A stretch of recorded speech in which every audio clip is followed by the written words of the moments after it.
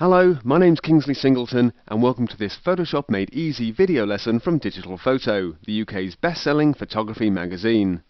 Creating your own calendar is a really top way to show off your photos. A superb method of sharing your best work that keeps it on the wall all year round and makes a brilliant present for friends and family. But making one from scratch can seem pretty daunting. That's why on this month's CD you'll find a brand new and exclusive set of 2009 calendar templates ready and waiting for your images. And in this video lesson I'm going to show you how to combine them with your own shots. Plus we'll look at a few simple ways in which you can customize the calendar templates, including how to change the color of the text, the shape of the space for your image, and also make the background to the text and the picture black instead of white. This kind of flexibility means that the look and the feel of them is really all up to you. So given just a little effort, you can quickly and easily create a totally original and unique look for your 2009 calendars.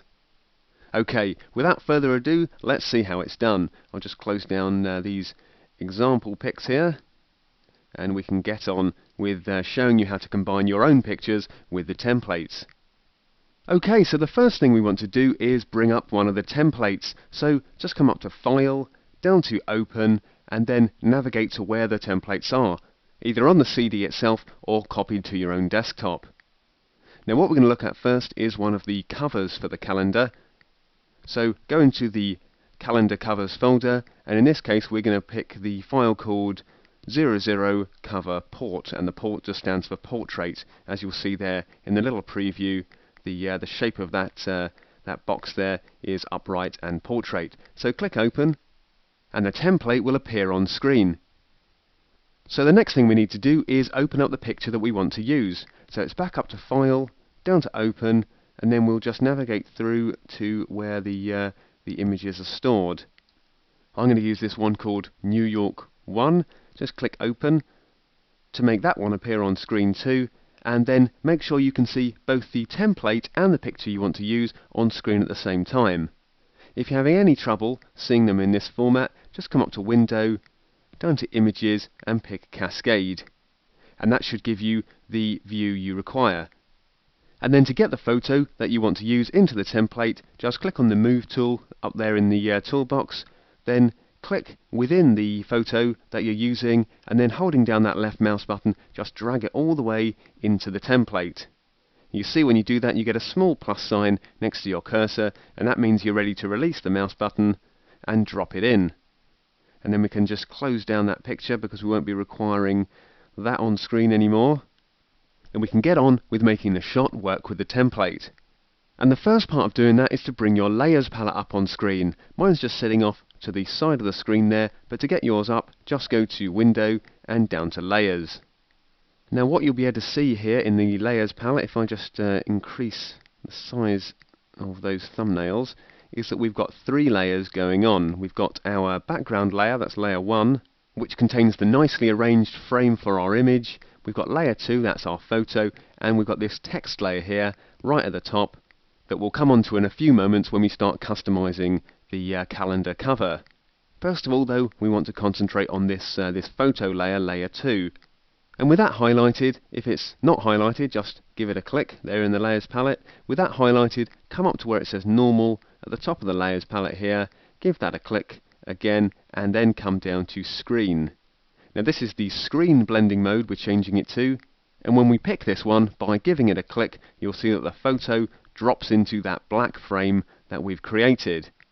And what's happening by using that particular blending mode is that any white areas on the layer below are masking off parts of the photo, so you'll see that anything that isn't white, including this 2009 text here, is showing through little bits and pieces of our image.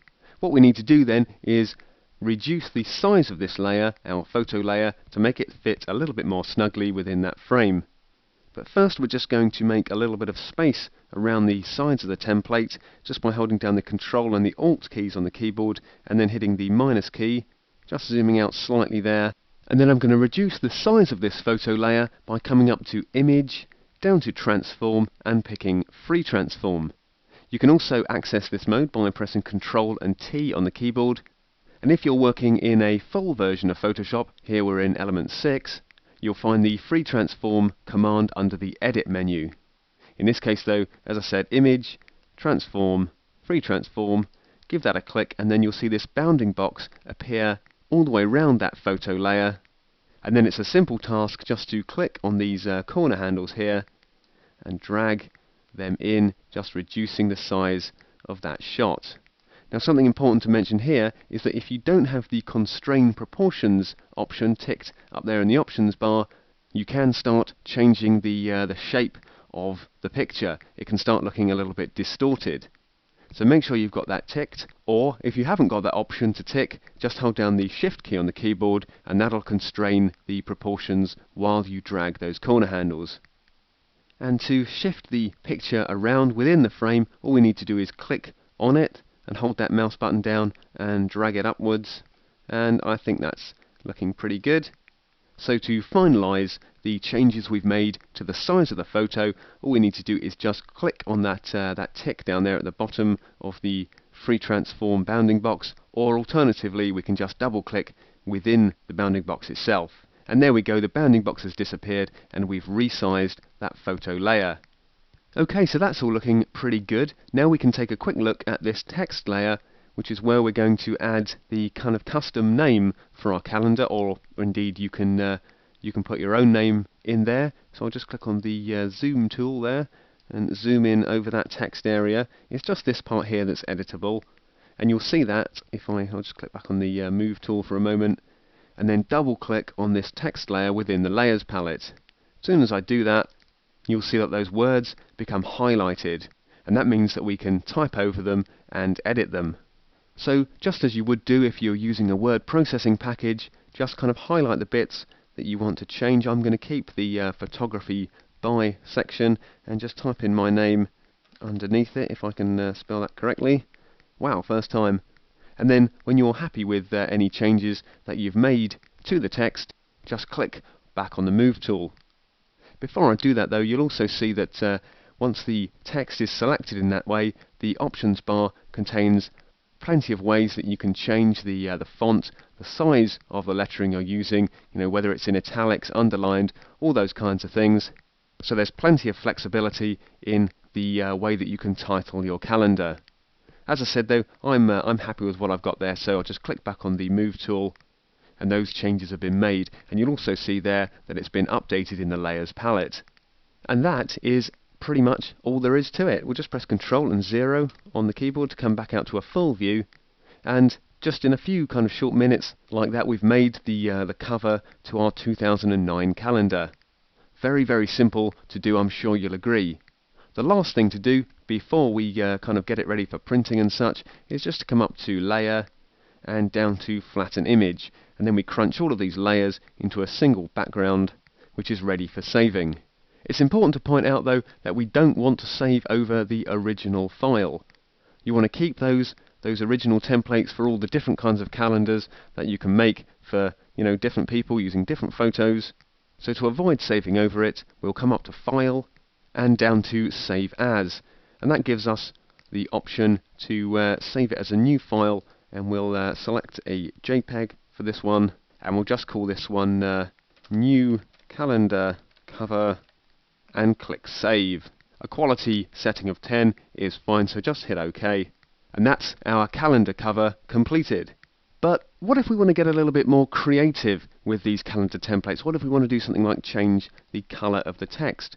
Well, I'll just bring up this example here, and it's put together in exactly the same way as the cover there. We've just dropped that image over the black square, changed its blending mode to screen, and then flattened the image. But down here at the bottom of the page, say we're not happy with this grey text, we want to do something a little bit more interesting. Well, that's dead easy to do. We'll just need to first select the rectangular marquee tool, and then just click and drag it out over those areas of text that we want to change. That should do the trick. Now, of course, what this selection means is that we're only going to make changes within those marching ants. Our picture won't be affected by any colour or sort of contrast changes that we might make. So let's first look at the latter. Let's look at making these numbers and letters a little bit darker. All we need to do to get started is just come up to Enhance, down to adjust lighting and pick levels, which of course you can also open up by pressing the Control key and L on the keyboard. That brings up our levels palette, and then just by clicking and dragging that black point slider over a little, you'll see all of those letters and the lines and the grey squares getting a little bit darker. Something around there will do, I think. So we can just press OK then in the levels palette, and that's allowed us to control the darkness of the text quite nicely. As for changing the colour of the text, well, that's dead easy too. Once again, we're going to come up to the Enhance menu, this time down to Adjust Colour, and we're going to open up the Hue Saturation palette. Once again, you can also shortcut to that palette by pressing Ctrl and U on the keyboard, and there it appears on screen. And now to change those colours, we're going to first click on the Colorize box just down here at the bottom right of the palette, and then just keep your eye on that text as I shift the hue slider along, and you can see that we can pick absolutely any colour we want for use on our calendar. And it's a good idea here to try and match the colour of that text to a particular colour within your image. So our image is a kind of a grey-green, sort of nasty rainy day in New York. So we'll just drag that hue slider down to around about 120 on the hue scale there. And then before we exit the palette, we can also just use this saturation slider, just clicking that and dragging it around in the same way, just to kind of control how vibrant that colour is looking. We'll just push that one up to about 50, and that's looking pretty good to me, so I'll hit OK. And then once you're done, just press Ctrl and D on the keyboard, or come up to Select and down to Deselect to get rid of those marching ants. But actually, just before we do, it's worth pointing out that you can also control the size of all of that text and all of those dates down there just by, as you did originally with the photo layer, just pressing Ctrl and T on the keyboard, and then just dragging those corner handles out to resize it. And that'll just give you a little bit more room perhaps to write within the boxes. So once you've done that, if you choose to do that, just click on the tick at the bottom, and then back up to Select and down to Deselect. Okay, so that's all there really is to changing the colour and the contrast of the text down there. Pretty simple once again, I'm sure you'll agree. So now let's have a quick look at changing the background of the image to black. You might want to do this to kind of reverse a photo out of the background of the calendar. It can give you quite a sort of a nice, classy effect, that one. But to show you how it's done, I'm just going to have to go back to the original template, so we'll just minimise that one for a moment, then come up to File, down to Open, and we'll go and pick ourselves another one of the templates. We'll go for a landscape format one, picking July 2009, click Open, then I'll just have to drop that image in again, back to File, down to Open, go and find that image. This one's called New York 2, just as we did before, up to the Move tool, and we'll just click and drag that picture in, close down the original there, and then before we resize the image and we change the blending mode, what I'm going to do is just click on the background layer within the Layers palette, and then I'm just going to hit Ctrl and I on the keyboard, and as soon as I do that, you will see that that background layer inverts itself.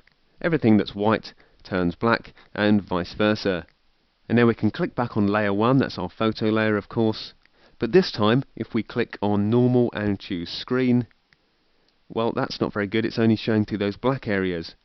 Easy to fix though, just click once more, and this time select the multiply blending mode. And now that picture just drops in nicely within the frame. Ctrl and T again on the keyboard, and also we'll just zoom out a touch so we can see those corner handles just to resize it. And then this time I'm just also going to hold down the Alt key on the keyboard, and you'll see that when I do that, the image actually resizes from its center. Just a quick little way of resizing it there, and now it's fitting really nicely into our frame.